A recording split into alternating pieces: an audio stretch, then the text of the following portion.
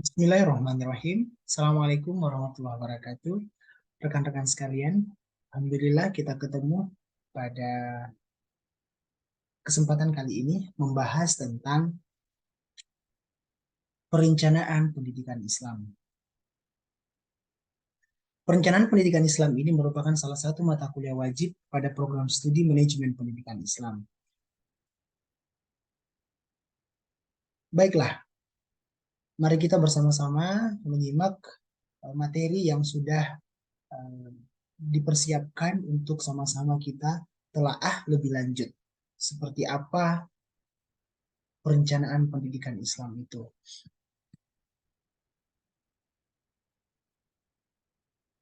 Perkenalkan, nama saya Abu Rizal Akbar sebagai pengampu pada mata kuliah Perencanaan Pendidikan Islam, Program Studi Manajemen Pendidikan Islam. Pada pertemuan kali ini ada beberapa hal yang ingin kita pelajari lebih lanjut sebagai uh, materi dasar yang nantinya akan kita kembangkan masing-masing, akan kita telaah lebih jauh melalui referensi-referensi yang ada, baik itu buku ataupun jurnal. Nah, di sini saya mengawalinya dengan pendefinisian.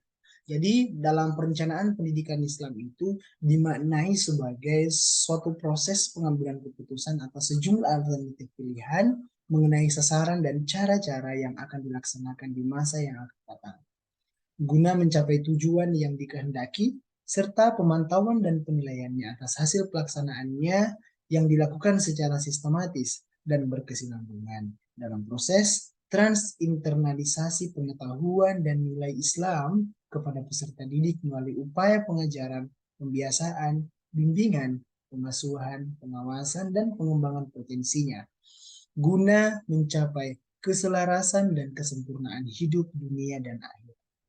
Berikutnya, poin yang juga sama pentingnya adalah fungsi perencanaan pendidikan Islam. Sebagaimana pada kesempatan kali ini saya menggarisbawahi ada 5 fungsi utama perencanaan pendidikan Islam. Yang pertama yaitu pedoman, pelaksanaan, dan pengendalian. Kedua, menghindari pemborosan sumber daya. Ketiga, upaya pemenuhan akuntabilitas kelembagaan. Keempat, pemetaan atau pemformulasian tujuan yang dipilih untuk dicapai. Yang kelima, yang terakhir, memudahkan proses identifikasi hambatan dalam upaya mencapai tujuan. Itu fungsi.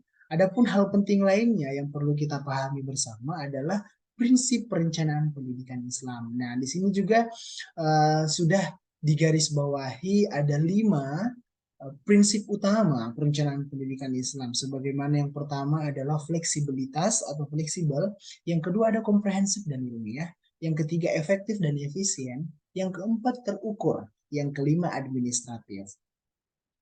Berikutnya, dimensi. Dalam perencanaan pendidikan Islam juga dikenal yang namanya dimensi. Dimensi sendiri terbagi menjadi 2. Yang pertama di sini yang ingin saya sampaikan adalah dimensi waktu perencanaan pendidikan Islam. Setidaknya ada 3 dimensi waktu yang ada dalam proses perencanaan pendidikan Islam.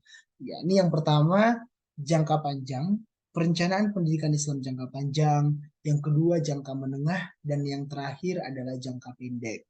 Itu dimensi waktu perencanaan pendidikan Islam. Selanjutnya, dimensi kedua ini adalah dimensi jenis perencanaan pendidikan Islam. Nah, dimensi jenis perencanaan pendidikan Islam ini setidaknya ada 6 dimensi. Yang pertama, dari aspek jenisnya, yang pertama adalah top down.